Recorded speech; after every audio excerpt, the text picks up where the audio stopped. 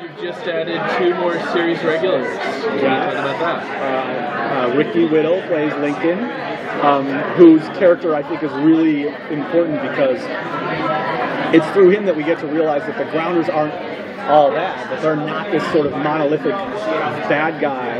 And in fact, it's been sort of my plan all along to begin to the season is about reunions in a lot of ways. It's also about unions. It's about coming together of groups that don't necessarily want to come together and ultimately need to in order to survive against a bigger threat. And so the Grounders, for me, it's always been kind of like a Dances with Wolves story where they're doing what they need to survive, but there's a grace about them. I really love the Grounders. It's been fun to create a Grounder culture. One of the things that we're going to learn is that they have a language. They don't speak English as their first language. Now, we've heard 3 Grounder characters speak English, Anya, Tristan, and Lincoln. And that's because, and by the way, we've got this guy who created all the languages for Game of Thrones to create this language for us. And when Marie comes here, you should ask her to speak it, because she's the one Lincoln is teaching her how to speak it so that she can pass as one of them when they get to wherever they're going. And the language of their enemy is English, and that's why the Warriors speak it, and that's why the Warriors have spoken English so far. We've never seen them actually speak it out of the presence of, we've never gone home with those characters before, and we will this year in Star Trek. So it's fun, world building nugget. So we've seen the Mountain Men. We've been hearing about them all season. It's been building up to it. Have we? When did we start to hear about it? I think we were episode 10. I think where Lincoln was episode 10. He said, "You don't know what you've done. The Mountain Men will come and kill you all." That was episode 10. So yeah. So we've been building up to it, basically. Yes, for sure. To the season finale. And what more can you kind of tell us about who the Mountain Men are? Because I know you were talking in your panel about it. And did you see the panel? No, we were actually talking about it earlier, and we read Twitter. Yeah, we were having followed it on Twitter conversation. We just showed the teaser for episode 1, so that was a Comic-Con exclusive thing, and it's totally unfinished. I look at it, I think it's awesome, but I look at it and I'm like, there's effect shots that are missing, and the sound design is all wrong, but it was cool.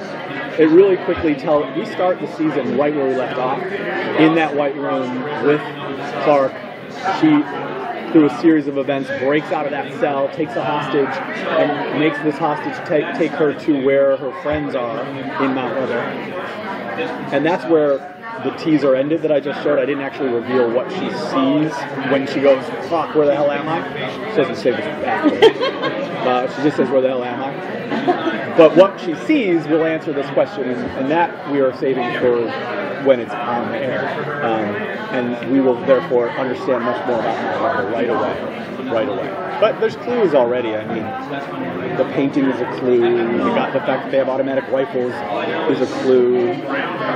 Clearly, we're dealing with the White Room itself is a clue. I mean, it's there are breadcrumbs that could help you sketch a bigger picture. But I still think it's going to be surprising what ultimately we reveal.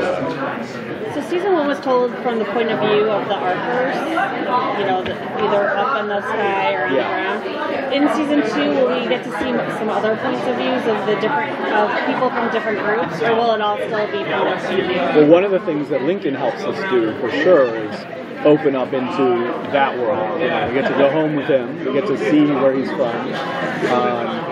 We ultimately probably won't see. Point of view is an interesting question. I feel like it's still going to be the point of view of our primary characters, but they're scattered. So we're going to see what Mount Weather is like from Clark's perspective or Monty's perspective, or others who may or may not be those perspectives. And we're going to see the ground from the perspective of Abby and Kane and the people who are now there for the first time. And a lot of what the season is about is, the 100 worked really hard last year to come together and figure out how to survive. And they got toughened up and they became like this band of brothers, warriors. And now mom and dad show up and the party's over and they're like, you don't know, you fucked up. There's like 6 of you here. Obviously, you didn't do such a good job, and you know they're going to try to take over, and they know nothing, and so it's going to be really interesting. You know, it's like the story of like your kid wants to grow up and you won't let him, but writ large with blood and mutants. Will there be people of different ages that came down with Abby and Kane, and how does that create a challenge for them? Well, they'll have some friends that they haven't seen. There'll be some kids probably. It's interesting.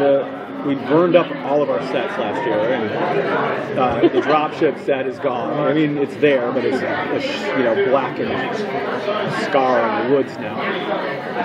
And they set up shop around a station of the art that made it. Not the one that Abby and Kane came down in. That one, frankly, we shot that 2 hours away from Vancouver. It just wouldn't have made sense for us to do it. But there's a big ship in the middle of the woods that becomes sort of like, I pitch it as Deadwood with a spaceship in the middle of it. So that's a cool set for us. It's going to be where a lot of stories told. There's hundreds of people there now. And they're all wondering where the hell the kids are, because they're pretty much, that's the mystery at the beginning of the season, is what happens. Thank you.